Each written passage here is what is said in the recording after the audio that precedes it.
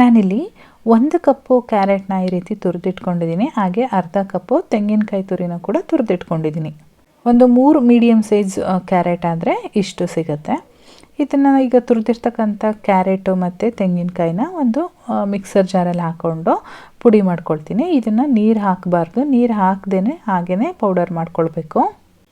ನೀರು ಹಾಕದೇ ಇರೋದ ಕಾರಣ ನಾವು ಸ್ವಲ್ಪ ರಿವರ್ಸ್ ಪಲ್ಸ್ ಮಾಡಿಕೊಂಡು ಅದನ್ನು ಓಪನ್ ಮಾಡಿ ಮಾಡ್ಕೊಳ್ಬೇಕಾಗುತ್ತೆ. ನೋಡಿ, ಇಷ್ಟಾದರೆ ಸಾಕು. ಇವಾಗ ಇದು ರೆಡಿಯಾಗಿದೆ. ಸ್ಟವ್ ಮೇಲೆ ಇನ್ನೊಂದು ಫ್ರೈಯಿಂಗ್ ಕಡಾಯಿ ಇಟ್ಕೊಂಡಿದ್ದೀನಿ. ಇದಕ್ಕೆ ಒಂದು 2 ಟೀ ಸ್ಪೂನಷ್ಟು ತುಪ್ಪ ಹಾಕ್ತಾಯಿದ್ದೀನಿ. ತುಪ್ಪ ಕರಗಿದ ಮೇಲೆ ನಾನು ಇವಾಗೇನು ರುಬ್ಬಿ ಅಂದರೆ ಪುಡಿ ಮಾಡಿ ಇಟ್ಕೊಂಡಿದ್ದೆ ಕ್ಯಾರೆಟು ಮತ್ತು ತೆಂಗಿನಕಾಯಿನ ಅದನ್ನು ಟ್ರಾನ್ಸ್ಫರ್ ಮಾಡ್ಕೊಳ್ತಾ ಇದ್ದೀನಿ. ಮೀಡಿಯಮ್ ಫ್ಲೇಮಲ್ಲಿ ಇಟ್ಕೊಂಡು ಹುರ್ಕೊಳ್ಬೇಕಾಗತ್ತೆ. ಅದ್ರದ್ದು ಹಸಿ ಸ್ಮೆಲ್ ಬರ್ತಾ ಇರುತ್ತಲ್ವ, ಆ ಸ್ಮೆಲ್ಲೆಲ್ಲ ಹೋಗಬೇಕು. ಹಾಗಾಗಿ ತುಪ್ಪ ಹಾಕ್ಕೊಂಡು ತುಪ್ಪದಲ್ಲಿ ಚೆನ್ನಾಗಿ ಹುರ್ಕೊಳ್ಬೇಕು. ಒಂದು 3ರಿಂದ 4 ನಿಮಿಷ ಹುರಿದಿದ್ದಾದಮೇಲೆ ನಾನಿಲ್ಲಿ ಅರ್ಧ ಕಪ್ ಹಾಲನ್ನು ತೊಗೊಂಡಿದ್ದೀನಿ. ಇದರಲ್ಲಿ ಸ್ವಲ್ಪ ಹಾಲನ್ನು ಹಾಕ್ಕೊಂಡು ಮತ್ತೆ ಅದನ್ನು ಮಿಕ್ಸ್ ಮಾಡಿಕೊಂಡು ಹುರ್ಕೊಳ್ತಾ ಇದ್ದೀನಿ. ಹಾಲನ್ನೆಲ್ಲ ಚೆನ್ನಾಗಿ ಹೀರ್ಕೊಂಡು ಈ ರೀತಿ ಉದುರಾಗಿ ಆಗುತ್ತೆ. ಉದುರಾಗಿ ಆದಮೇಲೆ ನಾನು ಇವಾಗೇನು ಅರ್ಧ ಹಾಲು ಮಾತ್ರ ಅಷ್ಟೇ ಹಾಕ್ಕೊಂಡಿದ್ದಲ್ವ, ಇನ್ನು ಮಿಕ್ಕಿದ ಅರ್ಧ ಇತ್ತಲ್ಲ ಅದನ್ನು ಕಂಪ್ಲೀಟಾಗಿ ಹಾಕ್ತಾಯಿದ್ದೀನಿ. ಈ ಪ್ರೊಸೆಸ್ ಎಲ್ಲ ನೋಡಿ ನಾನು ಕ್ಯಾರೆಟ್ ಹಲ್ವಾ ಮಾಡ್ತಾಯಿದ್ದೀನಿ ಅಂದ್ಕೊಳ್ಬೇಡಿ. ನಾನು ಮಾಡ್ತಾ ಇರೋದು ಕ್ಯಾರೆಟ್ ಬರ್ಫಿ. ತುಂಬಾ ಟೇಸ್ಟಿಯಾಗಿರ್ತಕ್ಕಂಥ ಬರ್ಫಿ. ಒಂದು ಪೀಸ್ ಕೈಯಲ್ಲಿ ಕೊಟ್ಟರೆ ತಿನ್ನೋದಕ್ಕೆ ಅಂಥೇಳಿ ಮತ್ತೆ ಇನ್ನೊಂದು ಬೇಕು ಅನ್ನೋವಷ್ಟು ರುಚಿ ತುಂಬಾ ಚೆನ್ನಾಗಿರುತ್ತೆ. ಸೊ ನೋಡಿ, ಇವಾಗ ನಾನು ಹಾಲು ಹಾಕಿದ್ದೆ ಅಲ್ವಾ, ಹಾಲನ್ನೆಲ್ಲ ಹೀರ್ಕೊಂಡು ಮತ್ತೆ ಉದುರಾಗಿ ಆಗಿದೆ. ಒಂದು 5 ನಿಮಿಷಗಳ ಕಾಲ ಚೆನ್ನಾಗಿ ಹುರ್ಕೊಂಡಿದ್ದೀನಿ ಹಾಲು ಹಾಕಿದ ಮೇಲೆ.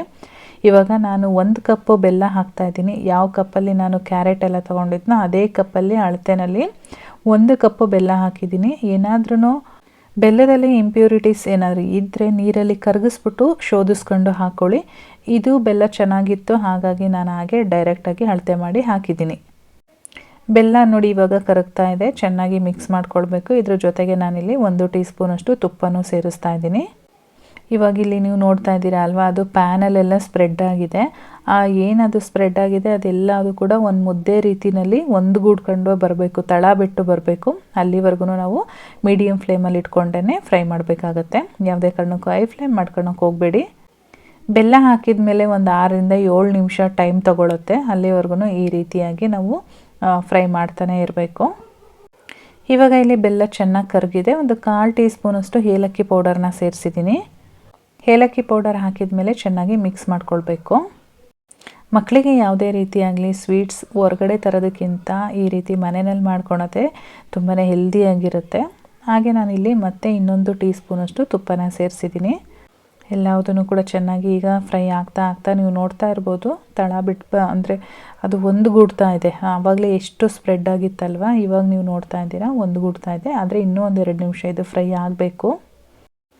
ಇವಾಗ ಒಂದು 2 ನಿಮಿಷ ಮತ್ತೆ ಫ್ರೈ ಮಾಡ್ಕೊಂಡಿದ್ದೀನಿ. ಇವಾಗ ನೀವು ನೋಡ್ತಾ ಇರ್ಬೋದು ಒಂದು ಮುದ್ದೆ ರೀತಿ ಬರ್ತಾ ಇದೆ. ಎಲ್ಲದೂ ಕೂಡ ಒಂದುಗೂಡಿ ಬರ್ತಾ ಇದೆ. ತಳಕ್ಕೂ ಅಷ್ಟೇ ಎಲ್ಲೂ ಅಂಟ್ತಾ ಇಲ್ಲ, ನೀಟಾಗಿ ಬರ್ತಾ ಇದೆ. ಇವಾಗ ಇದು ಕಂಪ್ಲೀಟಾಗಿ ರೆಡಿಯಾಗಿದೆ. ಟೇಸ್ಟ್ ಅಂತೂ ಅದ್ಭುತ. ನನಗಂತೂ ತುಂಬ ಇಷ್ಟ ಆಯಿತು. ಮನೆಯಲ್ಲಿ ನನ್ನ ಮಗ ಕೂಡ ಅಷ್ಟೇ ತುಂಬಾ ಇಷ್ಟಪಟ್ಟ ಇದನ್ನು. ಇವಾಗ ಈ ಕಡೆ ಒಂದು ಟ್ರೇನಲ್ಲಿ ನಾನು ಬರ್ಫಿ ಟ್ರೇ ತೊಗೊಂಡಿದ್ದೀನಿ. ಅದಕ್ಕೆ ಸ್ವಲ್ಪ ತುಪ್ಪನ ಸವರಿ ಇಟ್ಕೊಂಡಿದ್ದೆ. ಇವಾಗ ರೆಡಿಯಾಗಿರ್ತಕ್ಕಂಥ ಮಿಕ್ಸ್ಚರ್ನ ಅದರಲ್ಲಿ ಹಾಕ್ಕೊಂಡು ನಮಗೆ ಯಾವ ಸೈಜಲ್ಲಿ ಬೇಕೋ ಆ ಸೈಜ್ಗೆ ಲೆವೆಲ್ ಅಪ್ ಮಾಡ್ತಾಯಿದ್ದೀನಿ. ಸ್ಪೂನಲ್ಲಿ ಮಾಡೋದು ಅಷ್ಟು ಚೆನ್ನಾಗಿ ಬರಲ್ಲ ಅಂತ ಅನ್ನಿಸ್ತು, ಹಾಗಾಗಿ ನಾನು ಕೈಯಲ್ಲೇ ಮಾಡ್ತಾಯಿದ್ದೀನಿ. ಬಿಸಿ ಇರುತ್ತೆ, ಸ್ವಲ್ಪ ನೋಡಿ ಮಾಡ್ಕೊಳ್ಬೇಕು. ಇಷ್ಟಾದಮೇಲೆ ನಾನಿಲ್ಲಿ ಬಾದಾಮಿನ ಪೀಸ್ ಮಾಡಿ ಇಟ್ಕೊಂಡಿದ್ದೆ. ಆ ಬಾದಾಮಿ ಪೀಸಸ್ನ ಮೇಲ್ಗಡೆ ಗಾರ್ನಿಷಿಂಗಾಗಿ ಹಾಕ್ತಾಯಿದ್ದೀನಿ. ನಿಮಗೆ ಗೋಡಂಬಿ ಅಥವಾ ಯಾವುದು ಇಷ್ಟ ಆಗುತ್ತೆ ಅದನ್ನು ಹಾಕ್ಬೋದು. ಗಾರ್ನಿಷಿಂಗ್ಗೆ ತುಂಬಾ ಚೆನ್ನಾಗಿರುತ್ತೆ. ಹಾಗೆ ಬೇಕಾದ್ರೂ ತಿನ್ಬೋದು, ಚೆನ್ನಾಗಿರುತ್ತೆ. ಸೊ ನಾನಿಲ್ಲಿ ಬಾದಾಮಿ ಹಾಕಿದ್ದೀನಿ. ಬಾದಾಮಿ ಹಾಕಿದ ಮೇಲೆ ಸ್ವಲ್ಪ ಈ ರೀತಿ ಜೆಂಟಲಾಗಿ ಸ್ವಲ್ಪ ಫ್ರೆಶ್ ಮಾಡಬೇಕಾಗತ್ತೆ. ಸೊ ಇವಾಗ ರೆಡಿಯಾಗಿದೆ. ಇದನ್ನು 1 ಗಂಟೆ ತಣ್ಣಗಾಗಲಿಕ್ಕೆ ನಾನು ಎತ್ತಿಟ್ಟಿರ್ತೀನಿ. ಚೆನ್ನಾಗಿ ತಣ್ಣಗಾದ್ಮೇಲೆ ನಾನಿಲ್ಲಿ ಪೀಸಸ್ ಆಗಿ ಕಟ್ ಮಾಡ್ಕೊಳ್ತಾ ಇದ್ದೀನಿ. ನಮಗೆ ಯಾವ ಶೇಪಲ್ಲಿ ಬೇಕೋ ಆ ಶೇಪಲ್ಲಿ ಕಟ್ ಮಾಡ್ಕೊಳ್ಳೋಣ. ತುಂಬಾ ಚೆನ್ನಾಗಿ ಬರುತ್ತೆ.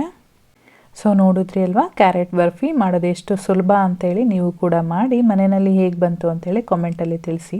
ಹಾಗೆ ಇವತ್ತಿನ ವಿಡಿಯೋ ಇಷ್ಟ ಆಗಿದ್ದರೆ ಲೈಕ್ ಮಾಡಿ, ಶೇರ್ ಮಾಡಿ, ಸಬ್ಸ್ಕ್ರೈಬ್ ಮಾಡ್ಕೊಳೋದಂತೂ ಮರಿಬೇಡಿ. ಫೇಸ್ಬುಕ್ಕಲ್ಲಿ ನೋಡ್ತಾ ಇರೋರು ಫಾಲೋ ಮಾಡಿ. Thank you.